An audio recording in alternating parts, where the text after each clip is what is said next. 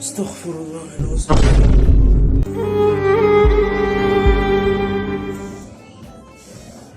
انت يا زفت. ايوه يا حاج. وديت التلفزيون فين؟ هوديه فين يعني؟ موجود. طب اصدقك ازاي بادائك دوت؟ اداء لا يدعو للريبه ابدا. عايز الصراحه انا بعته عشان كنت مزنوق في فلوس. هو انت كده مصدوم ولا بتفتكر ذكرياتك زمان معاه ولا ايه؟ المصحف الشريف ده انت يومك اسود. اهدى بس، ويومين باذن الله ربنا يكرم وهجيب لك تلفزيون احسن من اللي كان موجود. تنزل دلوقتي تشوف بعته لمين وتجيبه. هو انا بعته لواحد بتاع روبابيكيا اللي هو بيعدي دوت، اللي هو بيقول اي حاجه قديمه للبيع. والله اللي عايز ابني يجي ياخده ويديني مكانه فردة شبشب. انت هتغنيها لي؟ تنزل تدور عليه دلوقتي وتجيبه. لا مش هعرف، عشان الراجل اللي انا بعت له تلفزيون قال لي احنا ورديات، يعني مش هتشوفني تاني. ايه يا عم انت هتاكلني ولا ايه؟ طب بص اصبر ثانيه واحده وانا هتصرف.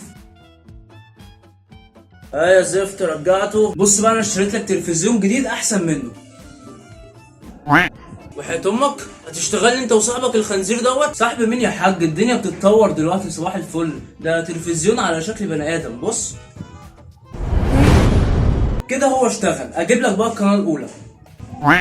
يا غبي يا غبي، القناه الاولى. لا انا مش غبي بس مفيش اشاره. اقلب على القناه الثانيه، خليك انت اللي ذكي. ماشي.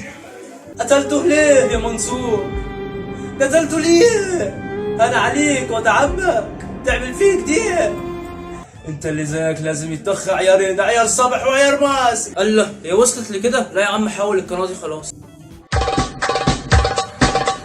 خلاص يا غبا انا وقفته. انت متاكد ان ده تلفزيون؟ يا حاج انا هكدب عليك يعني، مش عارف ليه شاكك فيك. طب بقول لك ايه، اسمع الحكايه دي. حكايه ايه دي؟ بيقول لك مره اب صحي من النوم لقى الدنيا بتمطر، دخل البلكونه فابنه كان قاعد، فقال ايه لما يهزر معاه شويه، فقال له ما انت عارف ان الدنيا بتمطر يا حاج، لازم يعني تخش تشوف الميه ساقعه ولا سخنه. فالراجل سكت شويه كده وقال له ايه، لا يا ابني انا داخل عشان الم الهدوم بتاعتك قبل ما تتبل تاني. فالواد بصراحه اتكسف من نفسه وقام بس دماغ ابوه وقال له حقك عليا يا حاج وخليك وانا هدخل الم الهدوم. فالواد اول ما دخل ابوه راح قافل عليه البلكونه، قال له ابقى شوف الميه ساقعه ولا سخنه بقى.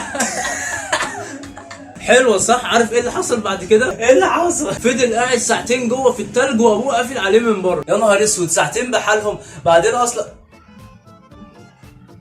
شفت قفشتك ازاي يا ابن الكلب؟ عامل لي فيها تلفزيون يا روح امك. طب عشان الوقت استاذن انا بقى. ازاي يا حبيبي؟ انت ضيف عندنا ولازم تاخد كرم الضيافه.